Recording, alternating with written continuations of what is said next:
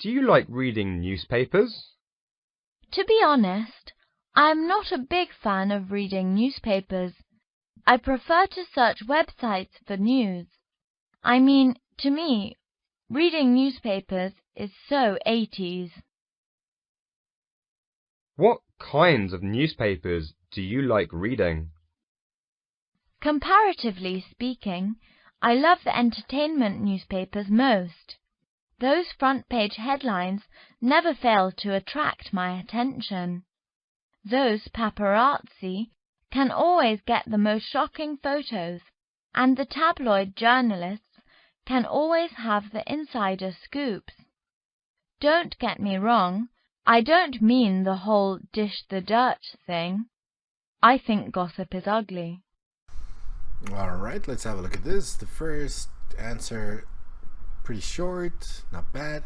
I really like the "it's so 80s," even though I felt you could have maybe stressed the "so" a little bit more, just to show that you really believe it. So, I mean, to me, reading newspapers is so 80s. Just a little bit of emphasis there would be nice. In the second answer, we got some really nice vocabulary. Like, for example, front page headlines, that's nice. Tabloid journalists, that's nice. Insider scoop, that's right. The dish the dirt thing, that's nice. And to say that you think gossip is ugly, using ugly like this, that's pretty good as well. Problem comes with coherence. If we have a look at the definition of coherence from the dictionary, in the linguistics field, the definition is the property of unity, I'm going to ignore the written text for now, and a segment of spoken discourse that stems from the links among its underlying ideas and from the logical organization and development of its thematic content. Logical organization. And in the speaking band descriptors, they also mention coherence, although here coherence is mentioned more in terms of how it's lost when you repeat yourself too much, or you self-correct too much, or you hesitate too much, and the listener can't quite follow what you're saying. But logical organization also plays a role in how coherent your speech is. So let's have a look at this here. She says, I love the entertainment newspapers most. Okay. They never fail to attract my attention. Okay. They have shocking photos. Okay. There are insider scoops. Okay. Then at the end, I don't mean the whole dish the dirt thing. But that's exactly what you've been describing. But then you say, I don't mean that. I think gossip is ugly. The examiner is going to think, what are you talking about? At the end, you just contradicted what you said throughout the response. That is not speaking coherently. Which ones do you prefer? International newspapers or local newspapers? I love them both. International newspapers can always keep me posted on what has been going on around the world, and local newspapers can always let me know what has been going on around me. So they both got their own irreplaceable strong points. Do you think newspapers will be replaced by computers someday? Well, it would be an enormous revolutionary change, but I don't see that day coming. The biggest feature of newspapers is portable, which means no matter where people are, they can always grab a newspaper and read it straight away. Although we got portable laptops now, it would still be weird to see someone reading news on a laptop while walking on the street. Yeah, we saw that they had trouble differentiating between adjectives and nouns before. Last time I think it was with points. This time it's with feature. Feature is a noun, so after the verb we need a noun. The biggest feature of newspapers is their portability. Not portable, portable is an adjective. And then It would be weird seeing people reading the news on their laptops, maybe, but you see people doing that on their phones all the time, so how weird is it? How do you feel about the color pictures in the newspapers? They're super eye-catching. Whenever I glance at newspapers, The color photos are always the first thing that jumps into my eyes. And those photos can always intrigue me to know about all the news. About the jumps into my eyes, if that happens to you, you might require medical attention. No, I'm just kidding. I guess what she means is it catches my eye, or maybe it's really striking, or it really strikes the eye, something like that. The second one, and those photos can always intrigue me to know about all the news. You can be intrigued by someone. That means you find somebody intriguing.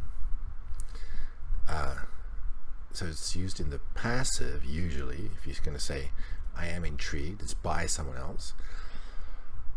But you can't be intrigued to do something. So in this case, I'm kind of guessing maybe she means convince me to find out about all the other news, or it can persuade me to find out about all the other news.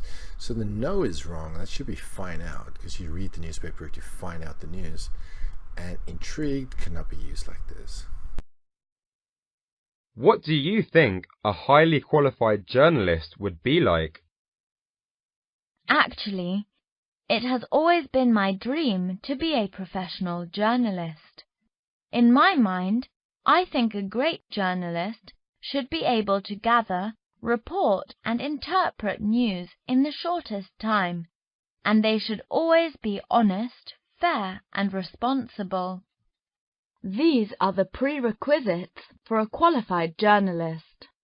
In other words, seek the truth and report it with no embroidery. Never make up any shocking news or mislead people into believing something that doesn't exist at all. Well, it's still a mystery to me why they use the audio of two different people. Whenever the second woman comes in, she often makes mistakes. Like here, the word is prerequisites, not prerequisites. What are the differences between newspapers and magazines? The most significant visual difference between a magazine and a newspaper is the cover. Magazines usually have a cover that includes the name of the publication, graphics, and perhaps headlines or teasers about what is inside that issue. Besides, newspapers typically have one or more articles right on the front, no separate cover. Magazines are usually printed out on glossy paper, while newspapers are normally black and white. Another difference is that magazines are targeted at different groups of people, and they have minimum technical jargon or specialized language, and newspapers are written for a certain group of people, and they may contain more technical jargon or specialized language. Okay, things started off well. They talked about the visual differences, how the cover is different, the photographs are different, the layout is different. Let's see what else. The paper is different. All of that is good. We got some good vocabulary to describe the differences. And then the last bit, they messed it up. When they talk about another difference is that magazines are targeted at different groups of people and they have minimum technical jargon or specialized language. No, just for that exact reason, that they are targeted at different groups of people. That's why they have specialized language. Because in an astronomy magazine, you're going to be reading terms related to astronomy. In an engineering magazine, it's going to be the same thing, or a hunting magazine, or whatever. Specialized to the group of readers for that magazine. Newspapers are different. Newspapers are written for the general public. That's why they don't use jargon. Do you love reading magazines? Yep, I get a kick out of magazines. Reading magazines can always help me unwind, take my mind off the stressful study and work. And I know it might sound kind of cliché, but reading magazines can even broaden my horizons and enrich my knowledge. I love it. What kinds of magazines do you love reading? I love fashion magazines most, like Elle, Vogue, Cosmopolitan. Those fashion magazines can always keep posted on what is in and what is out. Just a small point about grammar. Those fashion magazines can always keep me posted. So we need a pronoun after the keep.